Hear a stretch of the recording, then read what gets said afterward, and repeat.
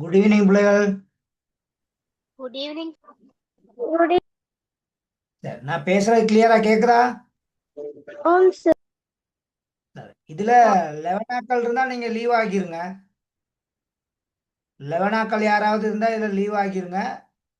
சரியா, தயவு செய்து சொல்லிட்டேன். ஏன்னா நான் உங்கள்ட்ட கிளாஸ் செய்யக்கலையும் அதே தான் நடைமுறைகளை தான் நான் கடைபிடிக்கிறது. நான் ஏதாவது தரம் மாறா இருந்தா தரம் மாறு மக்கள், அதே மாதிரி தரம் மேலா இருந்தா தரம் மேலு. அது அவங்க மேனேஜ்மெண்ட்ல அவங்க என்ன செஞ்சாலும் எனக்கு அது பிரச்சனை இல்லை. சரியா, எந்த கிளாஸ்ல நான் அந்த கிளாஸுக்கு செய்கிறேன்னு சொன்னா அந்த கிளாஸுக்கான இதுகள் தான் நான் செய்வேன். சரி, அதனால வேண்டி இந்த நடைமுறையை நான் வளமையாக செய்கிறது. மேனேஜ்மெண்ட் மூலயமா என்ன இந்த கிளாஸ்ல இருந்து வச்சிருந்தாலும் பிரச்சனை இல்லை, தூக்குனாலும் எனக்கு அது பிரச்சனை இல்லை. சரி, ஏன்னா நான் எப்பயுமே அந்த இதில் வந்து நான் சரியாக இருப்பேன். அப்போ அதை கொஞ்சம் ஞாபகத்தில் வச்சுக்கொள்வேன் இன்னைக்குல. சரியா, இதில் யாருக்காவது எந்த வித தாழ்வு சிக்கல்கள் வந்தாலோ மனக்கசப்புகள் வந்தாலோ அது எனக்கு பிரச்சனை இல்லை. I am sorry. சரியா, 11 நாட்கள் யாராவது இருந்தால் நீங்கள் லீவ் ஆகிடலாம். 10 நாட்களுக்கான கிளாஸ் தான் இது. சரி, இந்த பாடம் வந்து ஒரு சின்ன செக்ஷன் ஒன்று தான் இருக்குது இந்த பின்னம் பாடத்தில். இது போன கிளாஸ்ல முடிக்க வேண்டிய பாடம். அவன் அன்னைக்குல இந்த நோன்பு ஆக்கள்னால அது நான் அன்னைக்குல செய்ய இல்லை. ஏன்னா உங்களை ரொம்ப கஷ்டப்படுத்துறதுக்கு நான் விரும்ப இல்லை. அதனால அந்த செக்ஷன் நான் அன்னைக்குல செய்யலை மகள். சரியா, ஓகேவா? சரிதானே? பேசுங்க மகள், மகன். Okay sir. சரி, அப்ப இந்த கேள்விகள் நாங்க ஆல்ரெடி பார்த்துட்டோம். இதுகளெல்லாம் ஆல்ரெடி பார்த்துட்டு அன்னைக்குல நிறைய உதாரணங்கள் உங்களுக்கு செய்து விட்டேன். அப்ப பின்னம் உண்டு நாங்க எப்பயுமே செய்யும் பொழுது அப்ப எங்களுக்கு அன்னைக்குல கொஞ்சம் நடைமுறை இல உள்ள சில விஷயங்கள் இருக்குது. அதுக்கு நாங்க கட்டாயம் முக்கியத்துவம் அங்க கொடுக்கணும்.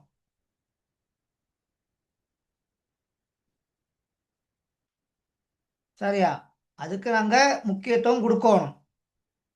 ஓகே, சரியா.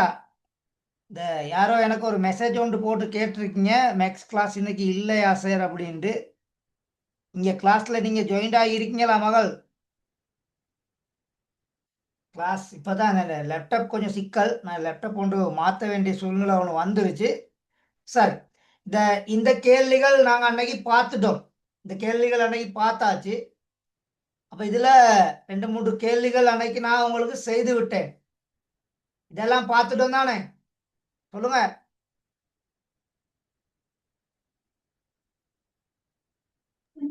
ஓ சார். அப்போ இதில் திரு கணேசன் கடந்த மாதத்திற்கான சம்பளமாக ரூபாய் 24,000 பெற்றார். அப்போ அப்பணத்தில் அப்படின்னு வந்திருக்கனால இங்க வந்து இன் இடம்பெறுது. அப்ப ஒன்று இல் சவுண்ட் இருக்கும், அப்பலாட்டி இன் சவுண்ட் இருக்கும். அந்த சந்தர்ப்பத்துல நாங்க பெருக்கலை பயன்படுத்தலாம். அப்ப ரூபாய் 24,000 சரியா, பெருக்கல் அடையாளம் 8 மேல் 3. அப்ப 8 24 மடங்குகள் என்பதால இதை சுருக்குனா ஒரு தடவை, இதை சுருக்குனீங்கன்னா நினைக்கிற 3000. ஏன்னா 24ல் 8 வந்து 3 தடவை, அப்போ 3000. ஆகவே இந்த பின்னத்துக்கான தொகை வந்து அவர் பயண செலவுகளுக்காக பயன்படுத்தினது வந்து ரூபாய் 9,000 அப்படின்னு சொல்லி வரும்.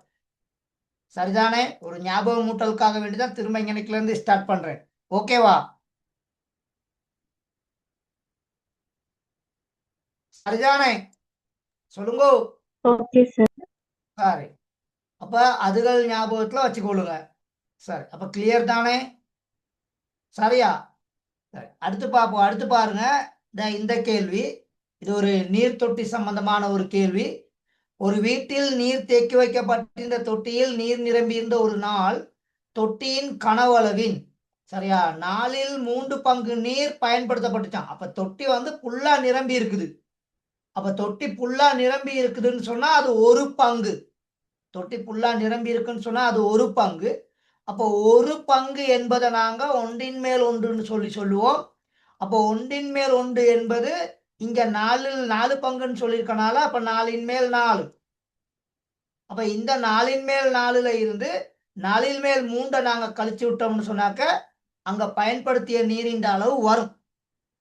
விளங்கிச்சா? பயன்படுத்திய நீரின் அளவு. அப்ப பயன்படுத்திய நீரின் அளவு 4 மேல் 3. அப்ப அவர் கேட்டிருக்காரு எஞ்சிய அளவு. அப்ப இங்க 4 மேல் 4ல இருந்து 4 மேல் 3 கழிச்சா அப்ப மீதி உள்ளது எவ்வளவு? 4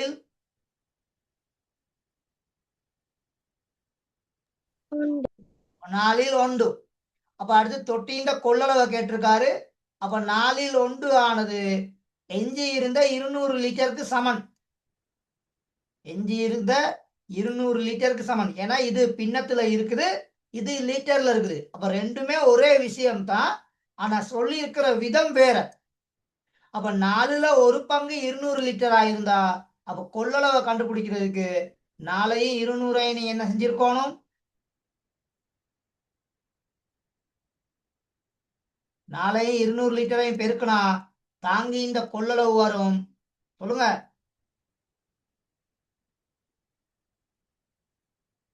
800 லிட்டர். அப்படித்தானே? சரியா மகன்? சரியா மகள்? ஓ சார். சார் அப்ப இந்த மாதிரி இந்த கேள்விகளை செய்யறதுக்கு நாங்க தெரிஞ்சிருக்கணும். சரியா மகன்? சரியா மகள்? சரியா? Okay sir.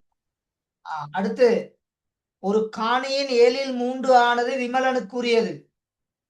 ஒரு காணியின் 7/3 ஆனது விமலனுக்குரியது. அப்ப 7/3 வந்து விமலனுக்கு சொந்தமானது.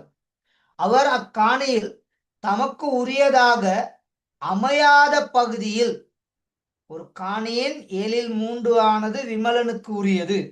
அப்ப 7/3 தான் இவருக்கு. அப்ப காணியின் மொத்த பங்கு வந்து 7/7. காணியின் மொத்த பங்கு எவ்வளவு?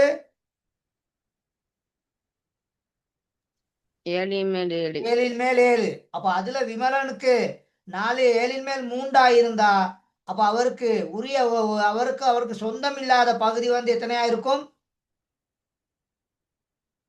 4. 7/4. 7/4 இருக்கும். 7/4. அப்ப இந்த 7/4ல அமையாத பகுதியில் அப்ப இங்க என்ன சவுண்ட் இருக்குது? இல் இல் சவுண்ட். சவுண்ட். இல் சவுண்ட் இருக்குது. அப்ப இல்லன்னாவோ இன்னன்னாவோ வந்தா அங்கனைக்குல நாங்க என்ன கணித செய்கை பயன்படுத்தணும் உங்களுக்கு தெரியும். அப்ப அங்கனைக்குல என்ன கணித செய்கை பயன்படுத்தணும்? பெருக்கல். பெருக்கலை பயன்படுத்தணும். அப்ப அந்த ஏற்கனவே இருக்கிற அந்த விமலனுக்கு சொந்தம் இல்லாத பகுதியில இவர் விமலன் காணி ஆசை பிடிச்சவர் போல 7/3 பங்கு இருக்கிறது இவருக்கு பத்தல. அங்கிட்டு உள்ளதுல இன்னொரு 4/1 பங்கை என்ன செஞ்சு வாங்கி இவரோட காணியோட என்ன செஞ்சு கொள்றாரு? திரும்ப இணைத்து கொள்றாரு. விஷயம் விளங்கிட்டா? கிளியரா இது? ஓ சார். சார் அப்ப மேலதிகமாக விமலன் கொள்வனவு செய்த காணியின் பங்கை கேட்டிருக்காங்க. அப்ப நான் என்ன செய்வேன்? 7/4 இன் சரியா மகள்? இன் போடலாம் தானே நினைக்கல? போடணும் சார். 4/1.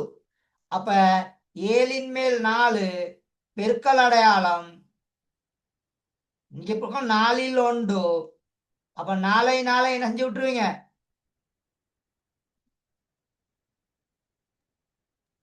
வெட்டுவோம். வெட்டிடலாம். அப்ப இவர் வாங்கிய காணியின் அளவு எவ்வளவு? 7/1. 7/1. அப்ப இப்ப விமலன் கிட்ட எவ்வளவு காணி இருக்குன்னு சொல்லி நாங்க மறுக கண்டுபிடி பாருங்க. முழு காணியின் அரைவாசியிலும் கூடிய பகுதி விமலனுக்கு உரியது என காட்டுக. அப்ப 7/3 7/1 என்ன செய்யணும்? கூட்டணும்.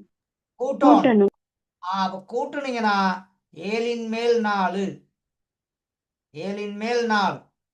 ஆகவே அப்ப அரைவாசியிலையும் விமலன் கிட்ட அதிகமாக காணப்படும். சரியா?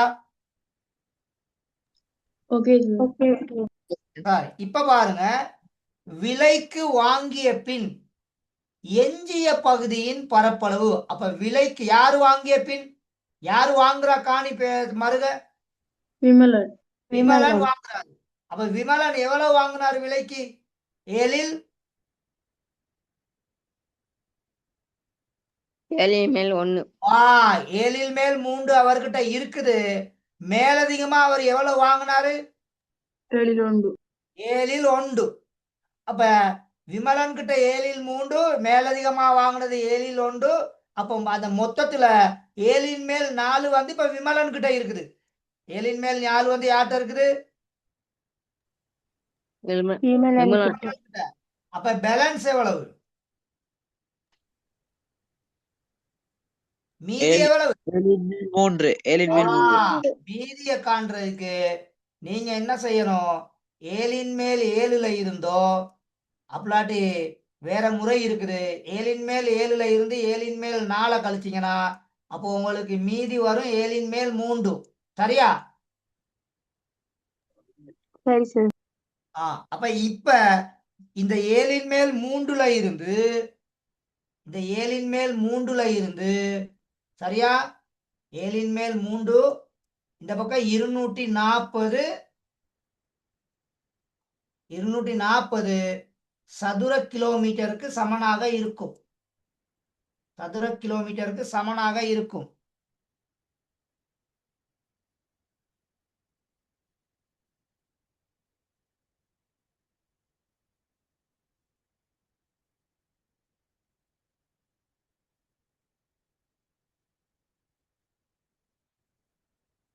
சரியா மகள்? அப்ப அது ரெண்டும் சமனா இருந்தா கேட்டிருக்க கேள்வி சரியா? முழுக்காணியின் பரப்பளவு எத்தனைன்னு சொல்லி கேட்டிருக்கா. 7ல் 3 பங்கு தான் 240. 7ல 3 பங்கு தான் எவ்வளவு? 240. அப்ப இதண்ட 7 பங்க கண்டு சரியா? இப்ப 3 இங்க இது 240 3. அப்ப 240 நீங்க 3ஆல பிரிச்சு விட்டீங்கன்னா அங்க ஒரு பங்கு எவ்வளவுன்னு சொல்லி வரும். அப்படித்தானே? அப்ப முழுக்காணியின் பரப்பளவை காணணுமா இருந்தா 3 மேல் 7 தலையில போடணும். 3 மேல் 7 இங்கால 240. அப்ப இந்த 3ஐயும் இந்த 240ஐயும் நீங்க சுருக்கலாம். எனக்குல 80ன்னு சொல்லி வரும்.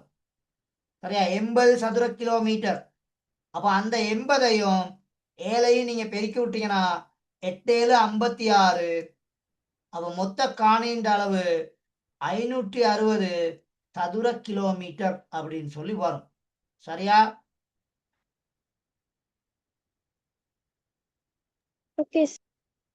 அப்ப கிளியர் தானே?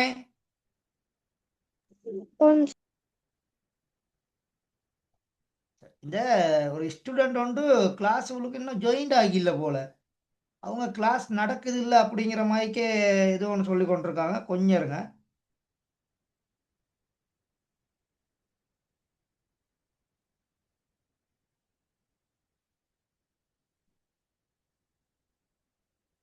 வந்துட்டீங்களா உள்ளுக்கு? மைக் ஆன் பண்ணி சொல்லுங்க மகள்.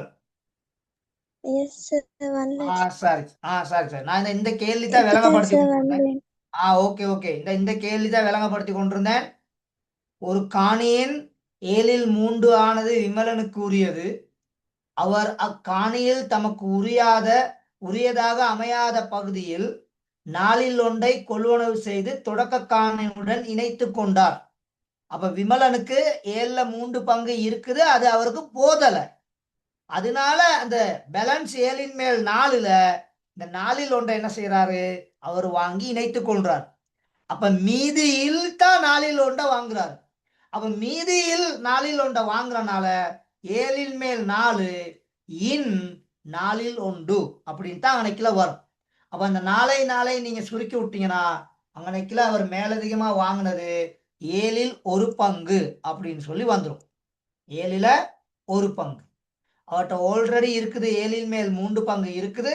மேலதிகமா ஒன்று வாங்கிட்டாரு. அப்ப 7ல் மேல் 1 பங்கு. அப்ப அது ரெண்டையும் நாங்க கூட்டி விட்டோம்னு சொன்னா அவர்கிட்ட தற்போது இருக்க காணியின் அளவு வரும் 7ல் மேல் 4. தற்போது இருக்க காணியின் அளவு எவ்வளவு? 7ல் மேல் 4. அப்ப 7ல் மேல் 4 என்பது அந்த காணியின் அரைவாசி பங்கை விட கூடையா குறைவா?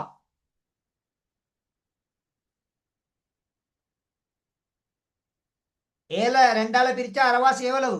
7 ரெண்டால பிரிச்சா அரைவாசி எவ்வளவு?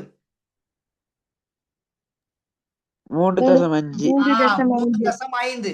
அப்ப 3.5 விட 4 வந்து கூட தானே? 4 வந்து ஆம். பெருசு தான். சொல்லுங்க மகள், பெருசா இல்லையா? பெருசு. அப்போ ஓகே. அடுத்து சொல்றாரு, விலைக்கு வாங்கிய பின், இந்த பாருங்க, இந்த லைனை பாருங்க, விலைக்கு வாங்கிய பின். அப்ப விலைக்கு வாங்குறவர் வந்து விமலன். அவர் விலைக்கு வாங்கிய பின் எஞ்சிய காணியின் பகுதி. அப்ப எஞ்சிய காணியின் பகுதியை தான் நான் இன்னைக்குல கண்டிருக்கேன். அப்ப 7 மேல் 7 இருந்து விமலனுக்கு சொந்தமான அந்த 7 மேல் 4 நாங்க என்ன செய்யணும்? இந்த இடத்துல கழிக்கணும். அப்ப கழிச்சா மீதி வரும் 7 மேல் 3. இந்த 7 மேல் 3 ஆனது 240க்கு சமனானது. அப்ப 7ல 3 பங்கு 240க்கு சமனா இருந்தா, அப்ப 7ல ஒரு பங்கு சரியா 80 சதுர கிலோமீட்டர். 7ல ஒரு பங்கு வந்து 80 சதுர கிலோமீட்டர். அப்ப அந்த 80ஐயும் 7ஐயும் பெருக்கி விட்டீங்கன்னா மொத்த காணியின் அளவு வரும் 560 கிலோமீட்டர், சதுர கிலோமீட்டர் அப்படின்னு சொல்லி வரும். சரியா? ஓகேவா? நோட் பண்ணிட்டீங்களா? Excuse me sir. சொல்லுங்க. சார் 4வதுல 3வதுக்கு 320 சதுர மீட்டர்னு தானே சார் வரும்? மகள் நல்லா பாருங்க. அங்கனக்குல 240 இல்லாம 320. இல்ல சார், 560 தானே சார் விட. ஆனா 320 தான் சார் வருது விட. கொஞ்சம் விலைக்கு வாங்கிய பின் எஞ்சிய பகுதியின் பரப்பளவு 240 சதுர மீட்டர் ஆயின் விமலனுக்கு சொந்தமான முழுக்காணியின் பரப்பளவு எத்தனை சதுர மீட்டர் ஆகும்? சரி சரி சரி சரி, okay okay, thank you so much. சரி, அப்ப இங்கனைக்குல நாங்க என்ன செஞ்சிருக்கணும்னு சொன்னா, இத 4 மேல் 7 அப்படின்னு சொல்லி போட்டிருக்கணும். சரி சரி, ஓகே. நான் அதை கவனிக்கல, சரியா?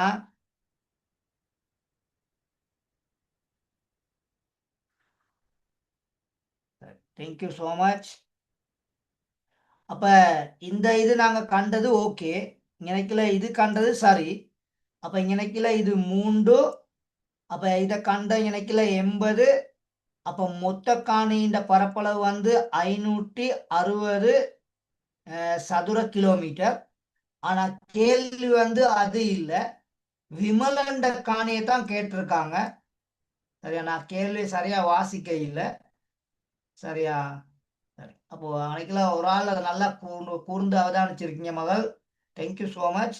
அப்ப இங்கனைக்குல நாங்க என்ன செய்யணும்? இந்த 560ல 7ல 4 பங்குக்கானதை கண்டுபிடிக்கணும். அப்ப 7ல 4 பங்குக்கானதை கண்டுபிடிச்சோம்னு சொன்னா, இந்த 7ஐயும் 560ஐயும் சுருக்கலாம். இங்க 7ல இங்க இது ஒரு தடவை, 560 சுருக்குனீங்கன்னு சொன்னா 80 தடவை. ஸோ 80ஐயும் 4ஐயும் பெருக்கி விட்டீங்கன்னா 320 சதுர கிலோமீட்டர். சரி, வெல் டன், நல்லா கவனிச்சிருக்கீங்க. சரி, ஓகே. சரி, நான் அதை கேள்விய ஒழுங்கா வாசிக்க இல்லை. சரியா? அதுக்கு ரியலி சாரி. சரி, ஓகே தானே? சரியா மகள்? சரியா மகன்? Okay sir. கொஞ்சம் வேகமா நோட் பண்ணிக்கொள்ளுங்க. சரி, அப்ப நான் அவசரத்துல நானும் அதை கேள்வியை ஒழுங்கா வாசிக்காம போயிடுவேன். அதுக்குன்ட்டு நான் என் பிழை இல்லைன்னு சொல்ல வரல, அது பிழை தான். சரியா? அதனால மகள் நீங்க அவதானிச்சது ரொம்ப தேங்க்ஸ். சரி, அப்ப இது ஓகே தானே? கிளியரா இது இப்ப எல்லாருக்கும்? ஓம் சார். சரி, இன்னும் டைம் வேணுமா யாருக்காவது நோட் பண்றதுக்கு? இல்ல தானே? சரி, அதுல இந்த கேள்வியையும் பார்த்துட்டு போயிடுவோம் டக்குன்னு. சரியா? ஏன்னா இந்த பாடம் இப்ப முடிஞ்சு கொஞ்சம் பெரிய கேள்விகள் பின்னுக்கு இருக்குது. சரியா? ஒரு சைக்கிளை கொள்வனவு செய்வதற்கு பணத்தை மீதப்படுத்தும் விஸ்வநாதன். ஒரு சைக்கிளை கொள்வனவு செய்வதற்கு பணத்தை மீதப்படுத்தும் விஸ்வநாதன் அதன் பெருமானத்தில் 8ல் 5ஐ மீதப்படுத்தக்கூடியதாக இருந்தது. அப்ப சைக்கிள்ட மொத்த பங்கு வந்து 8 மேல் 8. ஏற்றுக்கொள்றீங்களா? சைக்கிள்ட விலை 8 மேல் எவ்வளவு? 8. 8. அந்த 8 மேல் 8ல விஸ்வநாதன்ட கையில காசு எவ்வளவு இருக்குன்னு சொன்னா 8 மேல் 5 தான் இருக்குது காசு. எவ்வளவு காசு இருக்குது? 8 மேல 8 மேல் 5 மீதப்படுத்தக்கூடியதாக இருந்தது. சைக்கிளை கொள்வனவு செய்வதற்கு இன்னும் ரூபாய் 2700 தேவைப்பட்டது. அப்ப இந்த 2700 என்பது சரியா, 2700 என்பது நல்லா கவனிச்சு கொள்ளுங்க. அது உள்ளுக்கு ஒரு முக்கியமான சொல் ஒன்று மறைமுகமா இருக்குது. அதாவது இந்த தேவைப்பட்டதுன்னு எனக்குள்ள ஒரு சொல் தந்திருக்காரு தானே, அதை வச்சுதான் நாங்க கெட்ச் பண்ணணும். அப்ப இவர் வந்து அவர் மேலதிகமாக சேமிக்க வேண்டிய பகுதி. ஏற்றுக்கொள்றீங்களா? அப்ப இந்த 2700 என்பது 8 மேல் எவ்வளவு? 8 மேல் 3. சரியா மகன்? சரியா மகள்? சரி சார். அவர் ஆல்ரெடி அவர் கையில 8ல 5 பங்கு காசு இருக்குது. சைக்கிளோட விலை வந்து 8 மேல் 8. சைக்கிளோட விலை வந்து 8 பங்கு. ஆனா அவர்கிட்ட 5 பங்கு காசு இருக்குது. அப்ப இன்னும் அவருக்கு எவ்வளவு தேவைப்படுது? 3 பங்கு. 3 பங்கு. அப்ப அந்த 3 பங்கு எத்தனைக்கு சமன்? எத்தனை ரூபாவுக்கு சமன்? ரூபாய் 2700. 2700 ரூபாவுக்கு சமன். அப்ப கணக்க நல்லா ஒரு தடவைக்கு 2 தடவை சரி வாசிச்சு நல்லா விளங்கிக்கிறோம். அப்பதான் கணக்கை ஈஸியா செய்யலாம். இப்ப பாருங்க, சைக்கிளின் பெருமானத்தின் என்ன பின்னத்தை மேலும் மீதப்படுத்த வேண்டும். அப்ப 8 மேல் 8ல இருந்து எத்தனைய கழிப்பீங்க? 8 மேல் 8 மேல் 5 கழிக்கும். எத்தனைய கழிக்கணும்? 8 5. 8 மேல் 5 கழிச்சா அப்ப இங்க வரும் 8 மேல் 3. இப்ப சைக்கிளின் பெருமானத்தை காண சொல்லியிருக்காரு. இந்த சைக்கிளின் பெருமானத்தை காணணுமா இருந்தா எங்களுக்கு அவங்க ஒரு ஆப்ஷன் தந்திருக்காங்க. 8 மேல் 3ம் யாரும் சமன்? ரூபாய் 2700. 2700 ரூபாயும் சமன். அப்ப 2700 என்பது 3 பங்கு மகன். ஏன்னா 8 மேல் 3 தானே. அப்ப 8 மேல் 3 தான் 2700. அப்ப இதுல இருந்து நாங்க எங்களுக்கு ஏத்த மாதிரி ஒன்றுல மாத்தி கொள்ளலாம். அப்ப 8ல ஒரு பங்கு எவ்வளவா இருக்கும்? ரூபாய் 900 ரூபாய். 900. அப்ப இப்போ உங்களுக்கு சைக்கிள்ட விலையை பத்தி உங்களுக்கு சொல்ல இயலும். சைக்கிள்ட விலையை காண்றதுக்கு என்ன செய்யணும்? 900 யாரையும் பெருக்கணும்? 8. 900 பெருக்கி விட்டீங்கன்னா சரி. அப்ப சைக்கிள்ட விலை எவ்வளவு?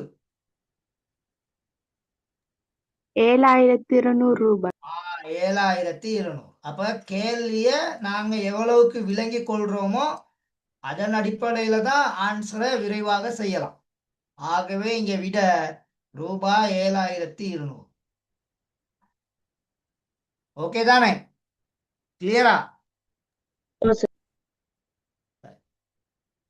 ஒரு சைக்கிளை கொள்வனவு செய்வதற்கு பணத்தை மீதப்படுத்தும் விஸ்வநாதன் அதன் பெருமானத்தில் 8ல் 5 மீதப்படுத்தக்கூடியதாக இருந்தது. சைக்கிளை கொள்வனவு செய்வதற்கு இன்னும் ரூபாய் 2700 தேவைப்பட்டது. அது தேவைப்படுற காசு. அப்ப காசு ரீதியாக பணம் ரீதியாக ரூபாய் 2700. அதே பணத்தை நாங்க பின்ன ரீதியா பார்த்தோம்னா அது 8ல 3 பங்கு. அப்ப 8ல 3 பங்கு தான் 2700 இருந்தா அந்த 2700 நீங்க 3 உடைச்சீங்கன்னா ஒரு பங்கு வந்து 900. அப்ப 8 மேல் 1 900 இருந்தா 8 பங்கை கண்டுபிடிக்கலாம். 8ஐயும் 900ஐயும் பெருக்கி விட்டீங்கன்னு சொன்னா ரூபாய் 7200 சைக்கிளோட விலையாக காணப்படும். சரிதானே? ஓகே சார், அப்ப கிளியர் தானே இது? ஆம் sir. Sir okay sir. Note பண்ணிட்டீங்களா? ஆம் சார் இது ஒரு நல்ல ஒரு கேள்வி. ஏன் இந்த கேள்வியெல்லாம் செய்து விட்டு போயிடுறேன்னு சொன்னா, அப்போ உங்க கையில ஆன்சர் இருக்கும். திரும்ப ஒருக்கா நீங்க என்ன செய்யலாம்? செய்து பார்க்கலாம். அதுக்காக வேண்டிதான். மத்தபடி இல்லாட்டி இத விட்டுட்டு எனக்கு அடுத்த இதுக்கு நகர இயலும். சரி, அப்படி செய்ய இல்லன்னா, உங்களுக்கு பிராக்டிஸ் ஒண்ணு குடுக்கணும் அப்படிங்கிறதுக்காக வேண்டி தான் இத நான் செய்றேன். பாருங்க, கேள்விய நல்லா அத வாசிக்கிற டெக்னிக் இருக்குது. அதுதான் இங்க மிக முக்கியமானது. முகமது தனது காணியில் அரை பங்கை. அப்ப அரை பங்குன்னு சொன்னா 2ல சொல்லுங்க. 1 2 மேல் 1. 2 மேல் 1 தனது மனைவிக்கும் 3 1 தனது ஒரே மகனுக்கும் சரியா பிரித்து எழுதி கொடுக்கிறார். அப்ப முகமது கிட்ட காணி இருக்குது. அந்த காணில அரைவாசிய வந்து மனைவிக்கு கொடுத்துட்டாருன்னா, மீதி இருக்கிறதுல தான் 3 1 யாருக்கு கொடுக்கிறாரு?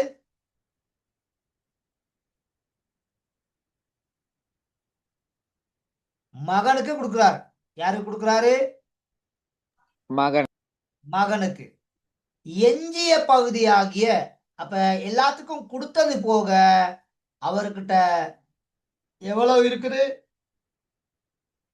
10 ஏர் 10 ஏர். அந்த 10 ஏர தர்ம நிலையத்துக்கு கொடுத்து விட்டார். அந்த 10 ஏர யாருக்கு கொடுத்து விட்டாரு? தர்மனி தர்ம நிலையத்துக்கு கொடுத்து விட்டாரு. இப்ப கேட்கிறாரு கேள்வி, முழு காணியில் என்ன பின்னம் நன்கொடையாக அளிக்கப்பட்டது? அப்ப நாங்க என்ன செய்யணும்? 2 1 3 1 கூட்டணும் முதல்ல. ஏன்னா அவங்க 2 பேருக்கு கொடுத்தா நாங்க கண்டுபிடிக்கணும் தானே. ஓம் சார் அப்ப அது 2 முதல்ல கூட்டணும். அப்ப இங்க கூட்டக்கில பகுதி எண்கள் சமனா இருக்கா? இல்ல சார் ஹோமசி இல்ல. அப்ப பகுதி எண்கள் சமன் இல்லாதனால 2க்கும் போமசிய நேரடியா சொல்லலாம். 2க்கும் போமசி நேரடியா எவ்வளவு? 6 6 போமசி. அப்ப முதலாவது கேள்விக்கு நாங்க ஆன்சருக்கு போகணுமா இருந்தா சரியா, அதாவது மகன் பிளஸ் மனைவி இவங்க 2 பேத்துக்கும் கொடுத்ததை கண்டுபிடிக்கணும்.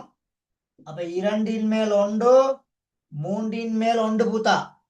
அப்ப இது 2 மாத்தினீங்கன்னா இது 6 மேல் 3 இது 6 மேல் 2. ஓகே தானே? அப்ப 2 கூட்டுனீங்கன்னா 6 மேல் 5.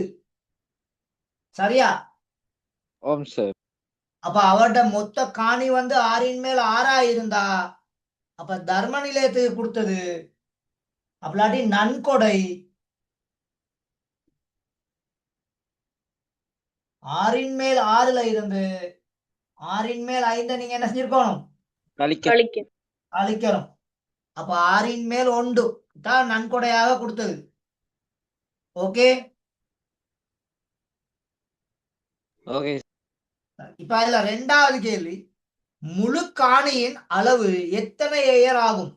அப்ப முழு காணியின் அளவு எத்தனை ஏயர்னு கண்டுபிடிக்கணுமா இருந்தா 6ஐயும் 10 ஏயரை என்ன செஞ்சுட்டு இருக்கணும்? பெருக்கணும் பெருக்கி இருக்கணும். அப்ப பெருக்கி விட்டீங்கன்னா முழு காணியின் அளவு எத்தனை ஏயர்? 60 60 ஏயர். இந்த 2 பகுதி எல்லாத்துக்கும் கிளியரா? ஓ சார். அப்ப அங்கனைக்குல அந்த 2 கேள்வியோட அன்னைக்குல அந்த சாப்டர் முடிஞ்சுச்சு. இப்ப கேள்விய திரும்ப என்ன செய்யறாரு? பெஸ்ட்ல இருந்து மாத்தி விடுறாரு. அப்ப நல்லா பார்த்துக்கொள்ளுங்க. தர்ம நிலையத்திற்கு வழங்கிய பகுதி போதியது அன்று. இதுதான் ஹைலைட். தர்ம நிலையத்துக்கு வழங்கிய பகுதி, அதாவது தர்ம நிலையத்துக்கு கொடுத்திருக்கிறது 6ல 1 பங்கு. 6ல எத்தனை பங்கு? 6ல 1 பங்கு. 6ல 1 பங்கு தர்ம நிலையத்துக்கு கொடுத்திருக்காரு. அப்ப இது அவங்களுக்கு போதலையா. ஆகையால் அவ்வளவை இருமடங்காக்குவதற்கு, அப்ப இதை இருமடங்காக்குவதற்காக இருந்தா 6ல 1 2 மடங்கு ஆக்கணுமா இருந்தா இன்னொரு 6ல் 1 இதோட வந்து என்ன செய்யணும்? இன்னொரு 6 மேல் 1 இதோட வந்து சேரும். சரியா? இருமடங்கு ஆக்குவதற்கு தனது பகுதியிலிருந்து ஒரு பகுதியை வழங்குவதற்கு அவரின் மனைவி விரும்பினார். அப்ப இத டபுள் ஆக்கணும். இந்த ஆறின் மேல் ஒண்ட டபுள் ஆக்க போறார். அவ்வாறு வழங்கிய பின்னர் மனைவிக்கும் மகனுக்கும் காணியின் சம அளவுகள் கிடைக்கும் என காட்டுக. உண்மைதானே பூத்தா? ரெண்டு பேத்துக்கும் சம அளவு தானே இருக்கும். ஓம் சார். அப்ப நான் என்ன செய்ய போறேன்? இப்ப மனைவி நன்கொடையால் தர்ம நிலையத்துக்கு கொடுத்ததை கண்டுபிடிக்கணும். சரியா? அப்ப எனக்கு எழுதுறேன். எத்தனாவது பகுதி? 3வது பகுதி. சரியா? மனைவி நன்கொடை அப்படின்னு போடுறேன். ஷார்ட்டா போடுறேன். அப்ப மனைவி நன்கொடைனா 6ன் மேல் 3ல இருந்து, சரியா, அவங்க எவ்வளவு கொடுக்குறாங்க? 6ன் மேல் 1. 6ன் மேல் 1. சரியா? 6ன் மேல் 1. அப்ப இங்கனைக்குல இவங்க இந்த 6ன் மேல் 3 பங்கு தான் என் மனைவி கிட்ட இருக்குது. 6ன் மேல் 1. சரியா? 6ன் மேல் 3 தான் மனைவி கிட்ட இருக்குது. அப்ப அதுல அப்ப நன்கொடையாக மனைவி ஒரு பங்கை கொடுத்துட்டாங்கன்னு சொன்னா, சரியா, நன்கொடையாக கொடுத்த பிற்பாடு மீதின்னு சொல்லி போடலாம். இல்லாட்டி மனைவி நன்கொடை வந்து 6ன் மேல் 1. 6ன் மேல் 1. அப்ப இப்ப மனைவி கிட்ட எவ்வளவு இருக்குது அப்படின்னு சொல்லி நாங்க கண்டோம்னு சொன்னா, தற்போது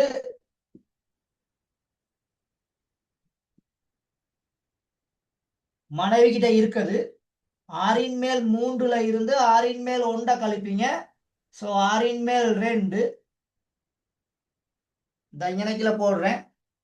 ஆகவே மனைவி கிட்ட உள்ளதும் 6ன் மேல் 2, மகன் கிட்ட உள்ளதும் 6ன் மேல் 2. சரியா?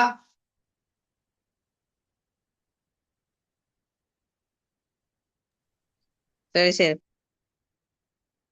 ஓகே தானே? Okay sir. ஏன்னா ஆல்ரெடி மகன் கிட்ட இருக்கிறது 3ல் 1 பங்கு. அப்ப 3ல் 1 மேலையும் கீழே நாங்க 6 கொண்டு வரணுமா இருந்தா, 6க்கு சமப்படுத்தணுமா இருந்தா மேலையும் கீழே 2ஆல பெருக்கணும். அப்ப இங்க ஈர் 3 6, மேல ஓ 2 2. அப்ப இதுதான் மகன் கிட்ட உள்ளது. இப்ப மனைவி நன்கொடையாக 6ல 1 பங்கு தர்ம நிலையத்துக்கு கொடுத்துட்டாங்க. அப்ப தர்ம நிலையத்துக்கு 1 பங்கை கொடுத்தா ஆல்ரெடி தர்ம நிலையத்துல 1 பங்கு இருக்குது. இதுவும் போய் அங்க சேர்ந்துச்சுன்னா 6ல 2 பங்கு. அப்ப மகன்கிட்டையும் 6ல 2 பங்கு, தர்ம நிலையத்துக்கிட்டையும் 6ல 2 பங்கு, இப்ப மனைவி கிட்டையும் இருக்குது 6ல 2 பங்கு. அப்ப 3ஐயும் கூட்டினா 6ன் மேல் 6. சரிதானே? ஓம் சார். ஓகேவா? ஓகே சரியா சார். மகள்? எங்க கேர்ள்ஸாக்கள் விளங்கிச்சா? ஓ சார். ஓம் சார்.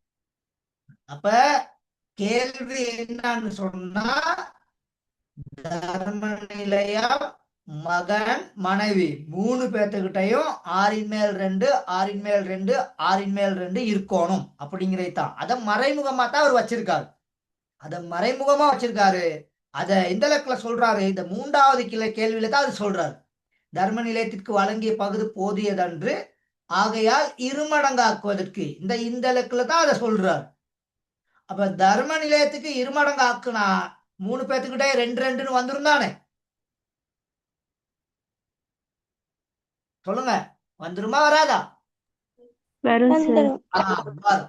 சரியா? இப்ப என்ன நீங்க பாருங்க, மனைவி கிட்ட உள்ளது 6ன் மேல் 2, மகன் கிட்ட உள்ளது 6ன் மேல் 2. இங்க மனைவி கொடுத்ததையும் ஆல்ரெடி தர்ம நிலையத்துக்கிட்ட 6ல் 1 இருக்குது, அது 2ஐயும் சேர்த்து விட்டா 6ன் மேல் 2. அப்ப 3 பேத்துக்கிட்டையுமே 6ல 2 பங்கு அங்க காணப்படும். சரிதானே மகள்? சரிதானே மகன்? ஓகே தானே? சரியா? Okay sir, okay sir. அப்ப 6 கேள்வி அது வரைக்கும் செய்துட்டேன். இந்த கேள்வியை நீங்க செய்யுங்க பாப்போம். ஒரு 2-3 மினிட்ஸ் தாரேன் இந்த கேள்வி நீங்க செய்யறதுக்கு. செய்ய இயலும் தானே? ட்ரை பண்ணுங்க பாப்போம்.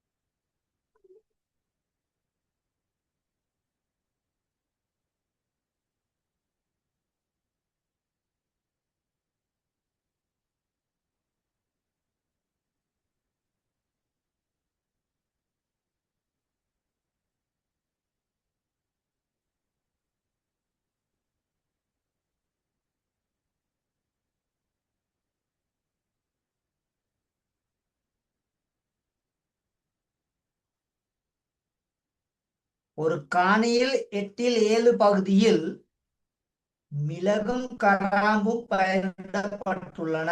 8/7 என்பது இப்ப பன்மை. 8/7 பகுதியில் மிளகும் கராம்பும். அப்ப அது 8/7 என்பது ஒருமை இல்ல, அது பன்மை. ஏன்னா அதுல 2 விஷயங்கள் இருக்குது. மிளகு பயிரிடப்பட்டுள்ள காணியின் அளவு 450 சதுர மீட்டர் ஆகும். கராம்பு பயிரிடப்பட்டுள்ள காணியின் பின்னம் முழு காணியின் 4/1 ஆகும்.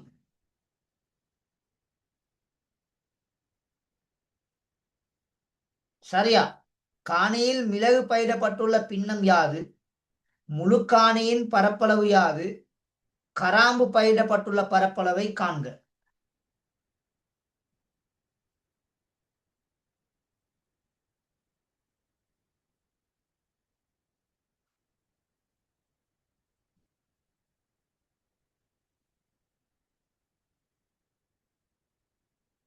Sir okay. சார் இன்னும் யாருக்காவது டைம் வேணுமா?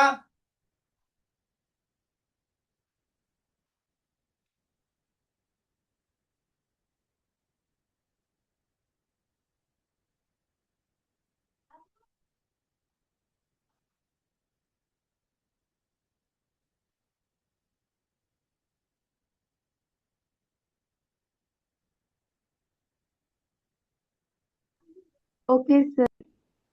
இப்ப நல்லா ஞாபகத்துல வச்சுக்கொள்ளுங்க. இந்த 8/7 என்பது கராம்பும் மிளகும் ரெண்டும் பயிரிடப்பட்டுள்ள பகுதி. அப்ப காணியில் மிளகு பயிரிடப்பட்டுள்ள பின்னம் யாதுன்னு சொல்லி கண்டுபிடிக்கிறதுக்கு 8/7 இன் 4/1. சரியா மகன்? சரியா மகள்? இப்படி போட்டிருக்கீங்களா?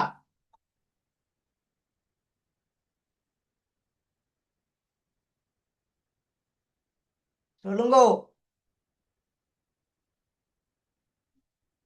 மகன். காணியில் மிளகு பயிரிடப்பட்டுள்ள பின்னம் யாது? ஒரு காணியில் 8/7 பகுதியில் மிளகும் கராம்பும் பயிரிடப்பட்டுள்ளன. அப்ப அந்த 8/7 பகுதி உள்ளுக்கு தான் அந்த மிளகும் கராம்பும் பயிரிடப்பட்டு இருக்குது. அது எல்லாத்துக்கும் கிளியரா?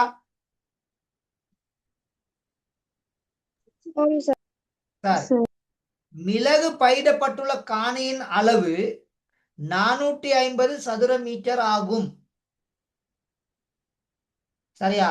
கராம்பு பயிரிடப்பட்டுள்ள காணியின் பின்னம் முழு காணியின் 4/1 ஆகும். அப்ப முழு காணியின் 4/1 பங்கு. சரியா? முழு காணி 8/8 இருந்தா அந்த 8/8ல கால்வாசியில யாரு என்னத்தை பயிரிட்டு இருக்காரு?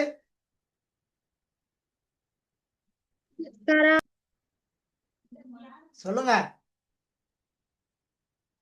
கராம்பு பயிரிட்டு இருக்குது. முழு காணியின் இதுல கராம்பு பயிரிடப்பட்டிருக்குது. சரியா? அப்ப 8/8 தான் அதா இருந்தா அப்ப எனக்குல 8/7 இன் 4/1. அப்ப அதை பெருக்கி விட்டா 32/7 அப்படின்னு சொல்லி இருக்கும். அப்படி இல்லாம இப்படி ஈஸியாவும் செய்யலாம். இப்படி ஈஸியாவும் செய்யலாம்.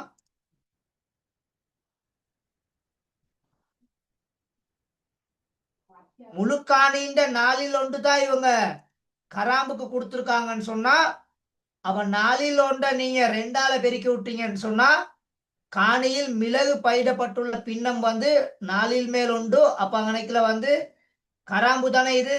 அப்ப கராம்பு 8/2. அப்ப இங்க 8/7 இருந்து 8/2 கழிச்சீங்கன்னு சொன்னா காணியில மிளகு பயிரிடப்பட்டுள்ள அளவு 8/7 எவ்வளவா இருக்கும்?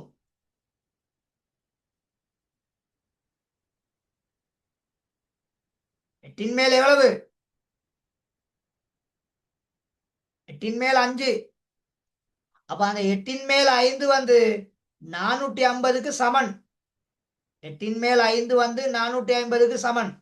அப்ப 8 மேல் 5 450க்கு சமனாயிருந்தா அப்ப 5 பங்கு தான் 450. அப்ப ஒரு பங்கு எவ்வளவு?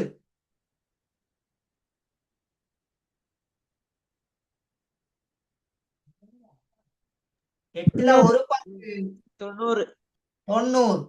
எட்டுல ஒரு பங்கு வந்து 90. அப்ப 90 சதுர மீட்டர். ஆகவே காணிந்த முழு பரப்பளவு கேட்டிருக்காரு. காணிந்த முழு பரப்பளவு வந்து 720 மீட்டர் வர்க்கம். சரியா மகன்? ஓம் சார். 720 மீட்டர் வர்க்கம் அப்படின்னு சொல்லி வரும். அப்ப அடுத்து கேட்டிருக்காரு கராம்பு பயிடப்பட்டுள்ள பரப்பளவை காண்க. அப்ப கராம்பு பின்னம் வந்து 8 மேல் 2. சரியா? கராம்பு பயிடப்பட்டுள்ள அளவு வந்து 8 மேல் 2. அப்ப 90 நீங்க எத்தனால பெருக்கி விட்டுருக்கணும்? 2ஆல பெருக்கி விட்டுருக்கணும். அப்ப 90 2ஆல பெருக்கி விட்டீங்கன்னா 180 மீட்டர் வர்க்கம். ஓகேவா?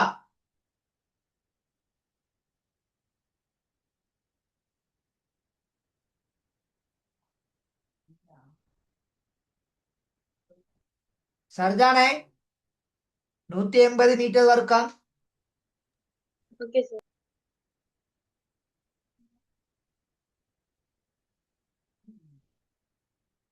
சொல்லுங்க. சரியா?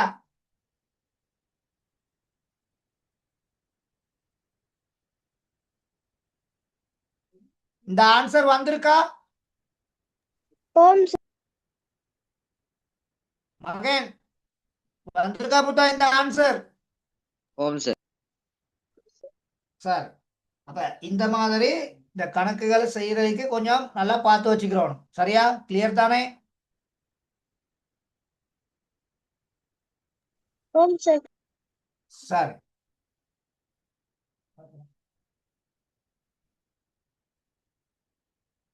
சரி, அடுத்து போடுங்க. பின்னங்களின் பயன்பாடுகள் மேலும். பின்னங்களின் பயன்பாடுகள் மேலும். சரியா மகள்? சரியா மகன்? ஓகே. பின்னங்களின் பயன்பாடுகள் மேலும் போட்டீங்களா?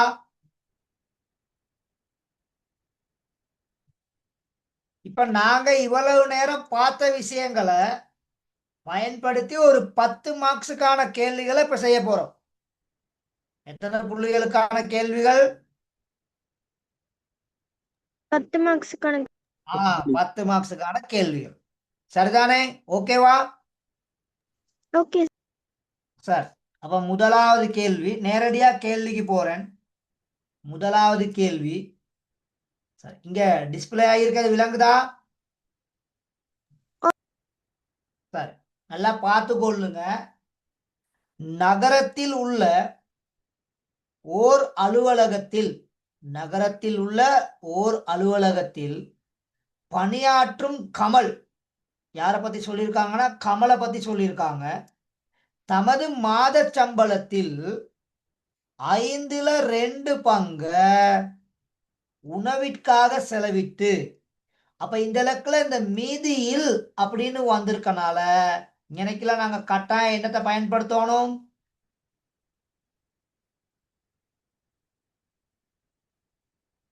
சொல்லுங்க. மீதியில். அப்ப அதாவது அவரோட மொத்த சம்பளம் வந்து 5 மேல் 5 இருந்தா அதுல 5/2 வந்து அவர் உணவுக்கு பயன்படுத்தியது போக அவர்கிட்ட 5 மேல் 3 பங்கு இருக்கும்.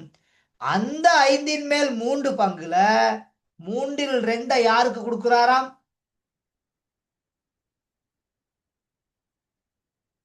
சொல்லுங்க, யாருக்கு கொடுக்கிறாராம்? மனைவிக்கு. மனைவிக்கு கொடுக்கிறார். அப்ப அந்த மனைவிக்கு கொடுத்ததை நாங்க காணணுமா இருந்தா கட்டாயம் அந்த இலக்குல நாங்க என்ன கணித செய்கையை பயன்படுத்தணும்?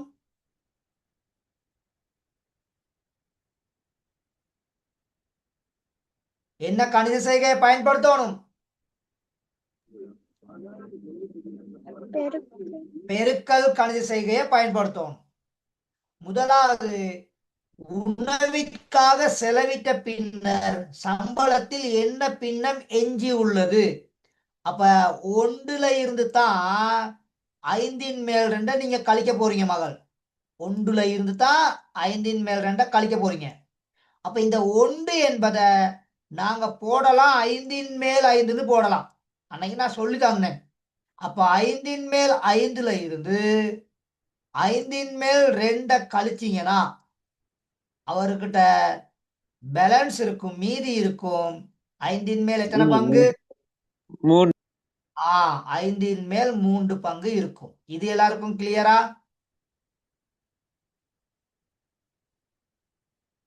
சொல்லுங்க சார் கிளியர். சார். இப்ப ஆம் சார். மனைவிக்கு கொடுத்ததை காணணுமா இருந்தா இந்த 5ன் மேல் 3 அங்கனைக்குல இன் பயன்படுத்தணும். அப்ப இன்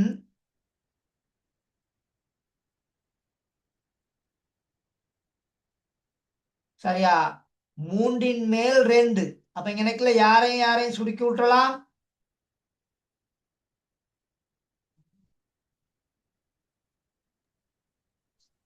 மூண்டையும் மூண்டை. மூண்டையும் சுருக்கி விட்டுறலாம்.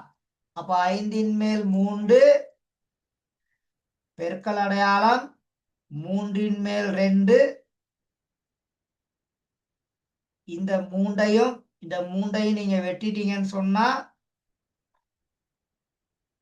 அப்ப மனைவிக்கு கொடுத்தது 5ன் மேல் 2. சரியா மயன்? மனைவி கொடுத்தது எவ்வளவு? 5ன் மேல் 5ன் மேல் 2. அப்ப ஆல்ரெடி உணவுக்காக 5ல் 2 செலவழிச்சிட்டாரு, மனைவிக்கும் 5ல் 2 கொடுத்துட்டாரு. அப்ப மனைவிக்கு கொடுத்ததும் உணவுக்காக செலவெடுத்தது 2ஐயும் சேர்த்தா 5ன் மேல் எவ்வளவு? 4. 4. அப்ப 5ன் மேல் 5ல இருந்து அந்த செலவு செய்த 2ஐ நீங்க என்ன செஞ்சு விட்டுறலாம்? கழிக்கணும். கழிக்கும். அப்ப நான் அது 2ஐயும் தனித்தனியா தான் போட்டிருக்கேன். நீங்க நினைச்சா அது 2ஐயும் ஒன்னா போடலாம். அப்ப 5ன் மேல் 5ல இருந்து 5ல் 4 கழிங்க.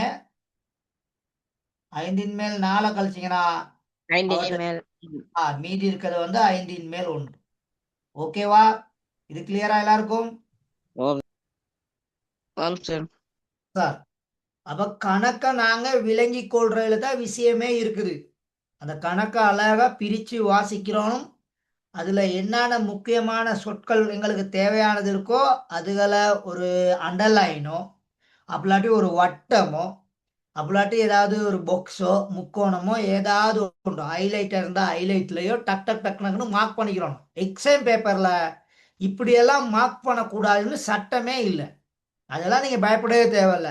இல்ல சார், அந்த பேப்பர்ல நாங்க செய்து அங்கேயே பரீட்சை திணைக்களத்துக்கு நாங்க அனுப்பிடுவோம், அதனால அப்படியெல்லாம் பயப்படவே தேவையில்ல. அதெல்லாம் நீங்க ஒண்ணுமே செய்ய தேவையில்ல. நீங்க கையில கலர் பேனா வச்சுக்கிட்டு கூட உடனே அந்த தேவையான சொற்கள் டக் டக் டக்குன்னு நீங்க மார்க் பண்ணி வட்டமெல்லாம் போட்டு விட்டுறலாம். அப்படி போட்டா எங்களுக்கு உடனே எங்களுக்கு விளங்கும்.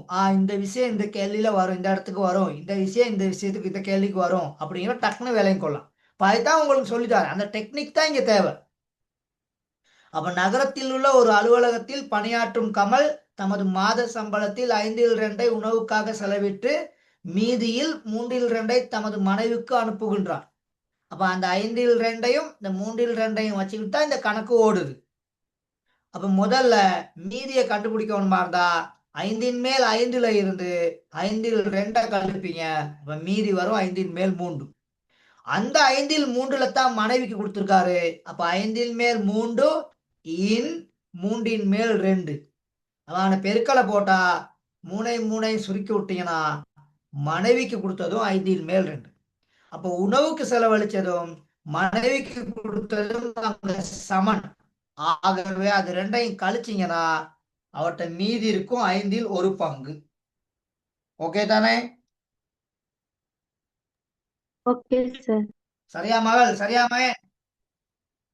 Okay sir. நோட் பண்ணியாச்சா? நோட் பண்ணியாச்சா?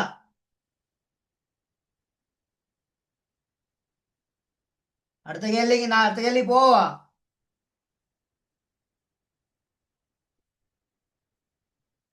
சொல்லுங்க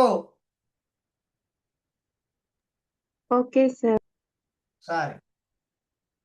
இப்ப இந்த கேள்வியை பாருங்க.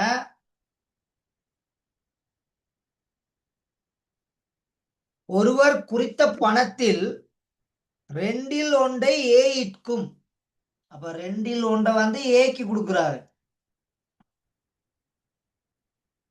அரைவாசிய ஏக்கி கொடுக்கிறாரு. இந்த லெக்கல மீதியில் அப்படின்னு சொல்றான். அப்ப மீதியில்னு வந்தா இங்கனக்குல என்ன கணித செய்கை நாங்க பயன்படுத்தணும்?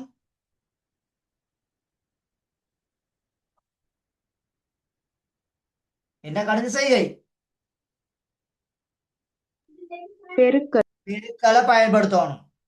கொடுத்த பின்னர் எஞ்சி இருக்கும் பகுதியை சீட்கும் கொடுத்தார். அப்ப எஞ்சி இருக்கும் பகுதியை வந்து யாருக்கு கொடுத்திருக்காரு? சிக்கும் கொடுத்திருக்காரு. அப்ப இங்கனைக்குல 3 விஷயங்கள் இருக்குது. இங்கனைக்குல எத்தனை விஷயங்கள் இருக்குது?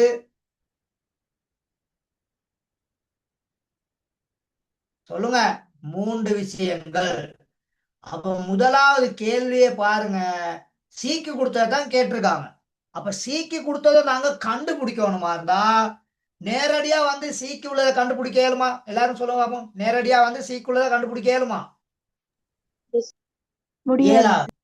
அப்ப முதல்ல ஓர்டரா தான் வரணும் கேள்வியில. அப்ப இங்க ஓர்டரா வரும் பொழுது காணின்ற அப்ப ஏக்கு கொடுத்ததை முதல்ல கண்டுக்கிறோம். அப்ப ஏ சமன் 2ன் மேல் 2ல இருந்து 2ல் 1 கழிச்சீங்கன்னா சரியா, சாரி 2ல் 1 தான் ஏக்கு நேரடியா கொடுத்துட்டாரு. அப்ப 2ல் 1. இப்ப மீதியை கண்டுபிடிக்கணும். அப்ப மீதி சமன் 2ன் மேல் 2ல இருந்து ஏக்கு கொடுத்த 2ல் 1 கழிப்பீங்க. அப்ப மீதி வந்து 2ல் 1. இப்ப பிக்கு கொடுத்தது பி சமன் 2ல் 1. எனக்குல என்ன போடணும்? இன் போடணும். இந்த லெக்கல 3ல் 1. அப்ப 2ல் 1ஐயும் 3ல் 1ஐயும் பெருக்குனீங்கன்னா விட வந்து 6ல் 1. சரியா புத்தா? Okay sir. ஓகே விட சார். வந்து 6ல் 1. அப்ப நல்லா ஞாபகத்துல வச்சுக்கொள்ளுங்க, ஏக்கு அரைவாசி கொடுத்தாச்சு. ஏக்கு அரைவாசி கொடுத்ததுக்கு பிற்பாடு இப்ப அவர்கிட்ட எவ்வளவு பணம் இருக்கும்? 2ல் 1 தானே இருக்கும். ஓம் சார். மொத்தமா ஒரு பங்குனா ஏக்கு அரைவாசி கொடுத்துட்டாருன்னா, ஏன்னா 2 பங்கு தானே அவர்கிட்ட காசு இருக்குது. அப்ப 2 பங்கு காசு இருக்குது. அந்த 2 பங்குல 2ல் 1 ஏக்கி கொடுத்துட்டாரு. அப்ப மீதி எவ்வளவு இருக்குது? இந்த இருக்குது மீதி. மீதி எவ்வளவு இருக்குது? 2ல் 1. இந்த 2ல் 1ல தான் பிக்கு எவ்வளவு கொடுத்திருக்காரு? அவரு 6ல் 1. 6ல் 1 கொடுத்திருக்காரு.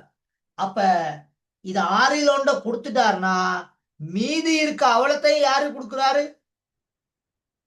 சீக்கு. மீதி இருக்கிற அவ்வளத்தையும் சீக்கி கொடுக்கிறாரு. அப்ப நாங்க இங்க சீக்கி கொடுக்கறத கண்டுபிடிக்கணுமா இருந்தா இந்த 2ன் மேல் 1ல இருந்து எத்தனைய கழிக்கணும்? 6ல் 1 கழிக்கணும். 6ல் 1 கழிக்கணும். அப்ப 2ன் மேல் 1 புத்தா அது 6ன் மேல் எவ்வளவு? 6ன் மேல் 3. 6ன் மேல் 3. அப்ப 6ன் மேல் 3. இந்த பக்கம் இது 6ன் மேல் 1. அப்ப இதை கழிச்சு விட்டீங்கன்னு சொன்னா இப்ப இங்க நிக்கல வரும் 6ன் மேல் எத்தனை? 2 பங்கு. 2. அப்ப 6ல 2 பங்கு தான் யாரு கொடுத்திருக்காரு? சீக்கி கொடுத்திருக்காரு. அப்ப எப்படியுமே இங்க மடங்குகளை பின்னமா வைக்க கூடாது. அப்ப இது 2ஐயும் சுருக்கலாம். அப்ப சீக்கி கொடுத்தது இங்க எவ்வளவு? 3ல் 1ன் கீழ் 3. இப்ப இது எல்லாருக்கும் கிளியரா? ஓம் சார். அப்ப சீக்கு கொடுத்த அப்ப பாருங்க, இந்த சீக்கு கொடுத்த நாங்க காணணுமா இருந்தா மேல இருந்து தான் வரணும். இவ்வளவு தான் முதலாவது கேள்வி. இவ்வளவு தான் இது முதலாவது கேள்வி. இப்ப இன்னும் அந்த கேள்வி முடிய இல்லை, இன்னும் இருக்குது.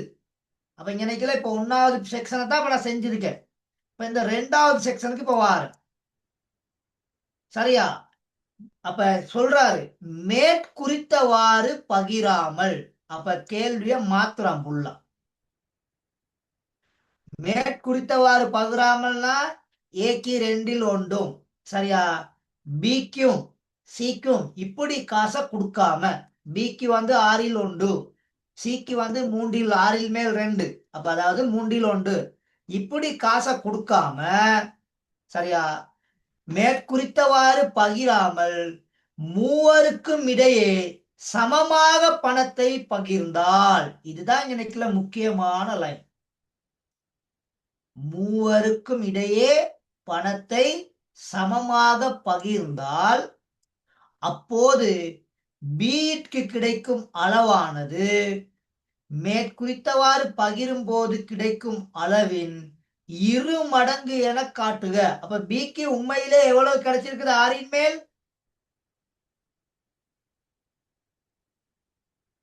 1 பிக்கு 6ன் மேல் 1 கிடைச்சிருக்குது. 6ன் மேல் 1 கிடைச்சிருக்குது. சிக்கு எவ்வளவு கிடைச்சிருக்குது 6ன் மேல் 2 2 கிடைச்சிருக்குது. ஆனா ஏக்கு எவ்வளவு கிடைச்சிருக்குது 2ல் 1னா 6ன் மேல் எத்தனை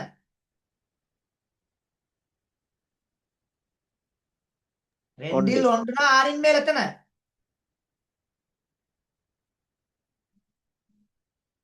சொல்லுங்க மகன் 2ல் 1னா 6ன் மேல் எத்தனை சமவெளி பின்னம் ஐடியா 2ல் 1னா 6ன் மேல் எவ்வளவு 6ன் மேல் 3. அப்ப அந்த ஏ கிட்ட இருந்து நாங்க பிக்கு எவ்வளவு வாங்கி கொடுக்கணும்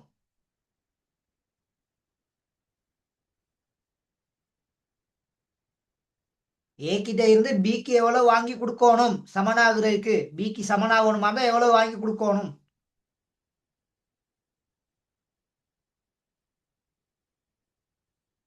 சொல்லுங்க. 2வது பகுதி சி கிட்ட உள்ளது ஓகே 6ன் மேல் 2 அது ஒரு பிரச்சனையும் இல்ல. ஏ கிட்ட இருக்குது 6ன் மேல் 3 2ல் 1ன்னு சொன்னா 6ன் மேல் எத்தனை 6ன் மேல் 3. அப்ப இந்த 6ன் மேல் 3ல இருந்து நீங்க 6ல் 1 என்ன செய்யணும் கழிக்கும் கழிக்கணும். பிக்கு கொடுக்கணும். பிக்கு கொடுக்கறதுக்காக வேண்டி 6ல் 1 கழிக்கிறேன். அப்ப இப்ப ஏ கிட்டையும் 6ன் மேல் 2 இருக்கும். அப்ப பி கிட்ட வந்து இப்ப நான் என்ன செய்யணும் பி கிட்ட உள்ளத 6ன் மேல் 1ஓட இன்னொரு 6ல் 1 நான் என்ன செய்யணும் கூட்டணும்.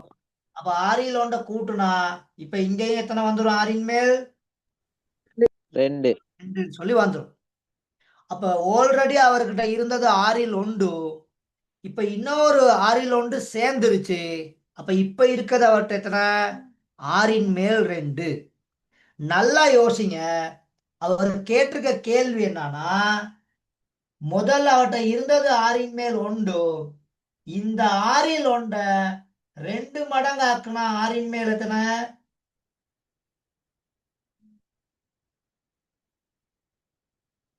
2 மடங்கு ஆக்குனா 6ன் மேல் எத்தனை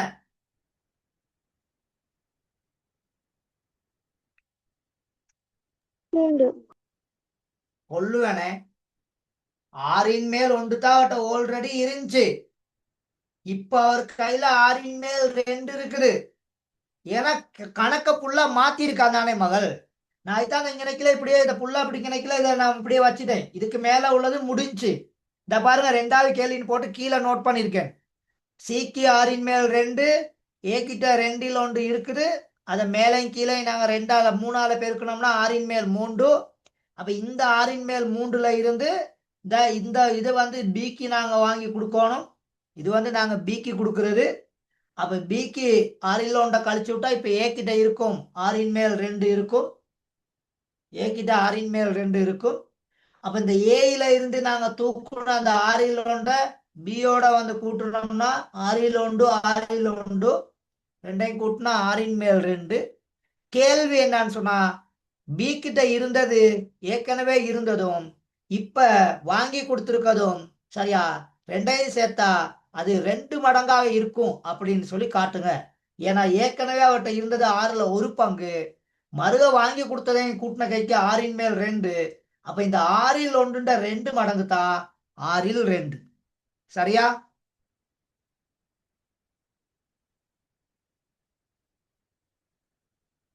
ஓகேவா ஓகே சார். அதுல 3வது பகுதி ஒரு 2-3 தடவை இந்த கேள்வியை செய்து பார்த்தா தான் நல்லா கிளியரா விளங்கும், இல்லாட்டி சிக்கலாயிரும். தொடக்கத்தில் குறிப்பிட்டவாறு பகிரும்போது அப்ப இந்த 2வது சமனா கொடுத்தது இப்ப இல்ல, முதல்ல கொடுத்தது தொடக்கத்தில் குறிப்பிட்டவாறு பகிரும்போது சீட்க்கு ரூபா 1000 கிடைக்குமெனின் சீட்க்கு எவ்வளவு கிடைச்சிருக்குதா? ரூபா 1000. அப்ப ரூபா 1000 என்பது 6 மேல் 2க்கு 1000 சமன், அப்படித்தானே? 6 மேல் 2க்கு எவ்வளவு சமன்? 1000. அப்ப 6ல 2 பங்கு தான் 1000 இருந்தா இதுல இருந்து 6ல் ஒரு பங்கை நாங்க கண்டுபிடிக்கலாம் தானே? ஆம் சார். அப்ப 6ல ஒரு பங்கு எவ்வளவு? 500. அப்ப அவர்கிட்ட இருந்த பணம் எவ்வளவு? 6ஐயும் யாரையும் உம்மா அங்க பெருக்கணும்? போயிட்டாங்க. 5. 5. மைக்க ஓப்பனுங்க. ரூபா 500ஐயும் 6ஐயும் பெருக்குனீங்கன்னா அவர்கிட்ட இருந்த காசு 3000 ரூபாய். ஓகேவா? Okay sir. அவர்கிட்ட இருந்த காசு வந்து 3000 ரூபாய். நல்ல ஒரு கேள்வி. இந்த மாதிரி தான் 10 மார்க்ஸுக்கு கேள்வி வரும். சரியா?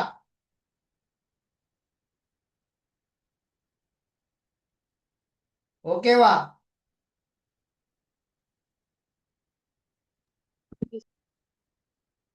சொல்லுங்க. Okay sir. இப்ப 8:15 டைம் ஆகுது. கிளாஸ் இப்ப முடிக்கவா இல்லாட்டி இன்னும் ஒரு கேள்வி பார்த்துட்டு முடிப்போமா?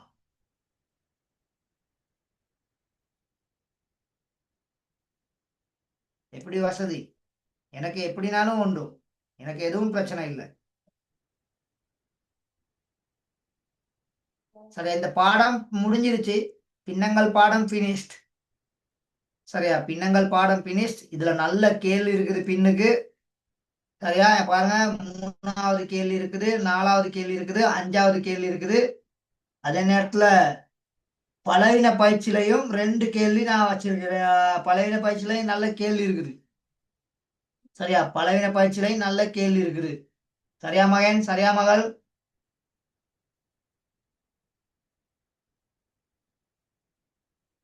ஓகே, விளங்குதா ஓ சார்? அப்ப இதோட முடிப்போம். அடுத்த கிளாஸ்ல புது பாடம் ஒன்று தான் செய்வேனே. சரியா? Okay sir. இதை நோட் பண்ணிட்டீங்களா? கிளாஸ வைண்ட் அப் பண்ணவா? இல்லாட்டி Okay. யாராவது இன்னும் நோட் பண்றீங்களா? இன்னும் இல்ல தானே? இல்ல சார். சரி, ஓகே. அப்ப எல்லாருக்கும் குட் நைட். சரியா?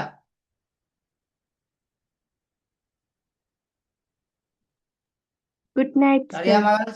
ஓகே, ஓகே, சரி, bye. Bye sir. Thank you sir. Good night sir. Okay, okay, okay.